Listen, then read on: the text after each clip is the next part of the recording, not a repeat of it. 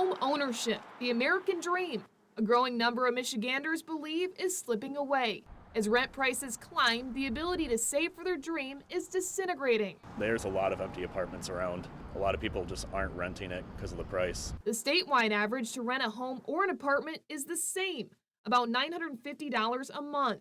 In Kalamazoo County, it's $350 higher, the average renter paying a whopping $1,300 a month. I think it's crazy. My first apartment, I moved out at 17 and I was paying $300. Brandon Bosch lives at 400 Rose Street in downtown Kalamazoo. He tells me the majority of his paycheck goes towards his $1,700 two-bedroom apartment.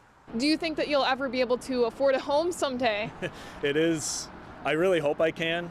Looking at the market, the way it's just up every month, it seems, it's getting further and further away. Kalamazoo has had a jump of about 30% in its rental rates over the last few years. Amy Hovey, the CEO of the Michigan State Housing Development Authority, tells me limited supply coupled with high demand drives prices up, giving landlords the luxury of raising rent. Is that working out for landlords? It seems to be. I think they're finding that there are available tenants that will pay the higher rental rate. Kyron Herring, a Battle Creek resident, saw her rent double in just 1 month.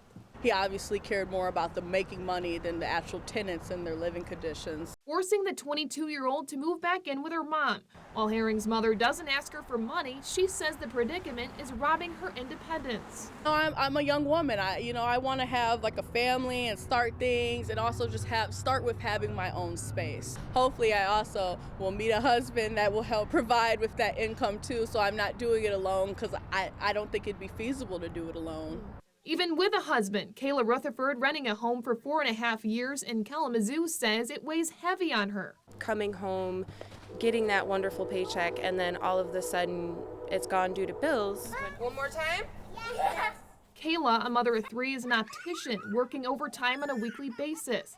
Even with her husband's income, they're stretched thin, barely squeezing in the $2,200 required for their home each month, forcing sacrifices. Being in that field, it's just any field out there, I feel like just doesn't have enough wage anymore.